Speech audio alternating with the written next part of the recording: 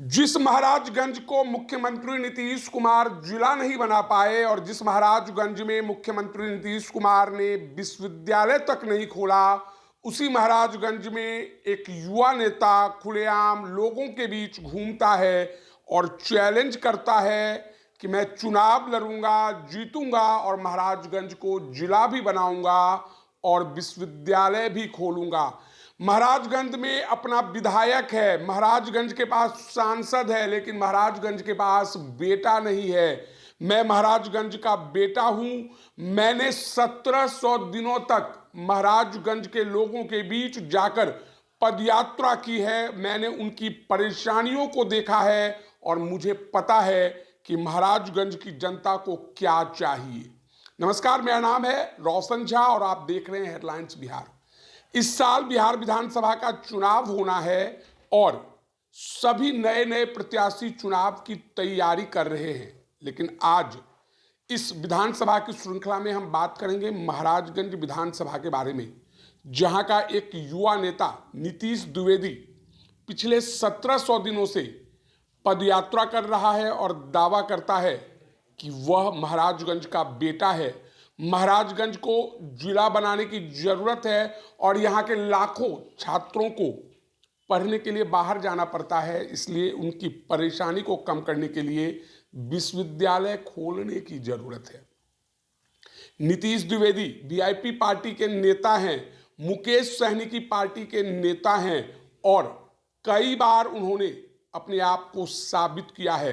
नीतीश द्विवेदी जब पदयात्रा करने के लिए निकले थे तो जिस गांव में जाते थे वहां लोगों की भीड़ उन्हें सुनने के लिए उमड़ती थी। लोग कहते थे कि हम चुनाव में वोट देते हैं, लोकसभा चुनाव में वोट देते हैं, लेकिन जो लोग जीत कर जाते हैं वो वापस नहीं लौटते और हमारा एक भी काम नहीं होता है। नीतीश द्विवेदी कहते हैं कि मुकेश सहनी का जो विजन है, तेजस्वी यादव का जो विजन है, उसे उन्हें साकार करना है और यही कारण है कि टिकट मिलेगी या नहीं मिलेगी इसकी परवाह किए बिना वे सिर्फ क्षेत्र में घूम रहे हैं और उनके एक बुलावे पर महाराजगंज की जनता उमड़ पड़ती है और वोटर अधिकार यात्रा के दौरान उन्होंने साबित करके दिखाया है। नीतीश द्विवेदी अभी भी पदयात्रा पर हैं, चरणबद्ध तरीके से लोगों के बीच जाते हैं, संवाद करते हैं और उनकी परेशानियों को समझने का प्रयास करते हैं। तो सबसे पहले जान लेते हैं कि महाराजगंज विधानसभा से वर्तमान समय में कांग्रेस के विधायक विजय शंकर दुबे विधायक हैं और अभी तक इंडिया गठबंधन में सीट शेयरिंग को लेकर कोई फैसला नहीं हुआ है। लेकिन जिस तरीके से नीतीश द्विवेदी ने कम उम्र होने के बाद भी बहुत कम समय में अपने आप को साबित किया है और महाराजगंज की जनता के बीच में जाकर एक मुकाम बनाया है, उससे लगता है कि महाराजगंज इस बार वीआईपी के कोटे में जा सकती है। सबसे पहले सिवान जिले के उन तमाम विधानसभा की बात करेंगे जो वर्तमान समय में उस सीट से कौन विधायक है और सीट शेयरिंग के बाद कयास जो लग रहे हैं कि कौन सी सीट किसके कोटे में जा सकती है। तो सबसे पहले सिवान की बात करते हैं, जहां से आरजेडी के नेता अवध बिहारी चौधरी विधायक हैं और तय माना जा रहा है कि उनका सीट कंफर्म है।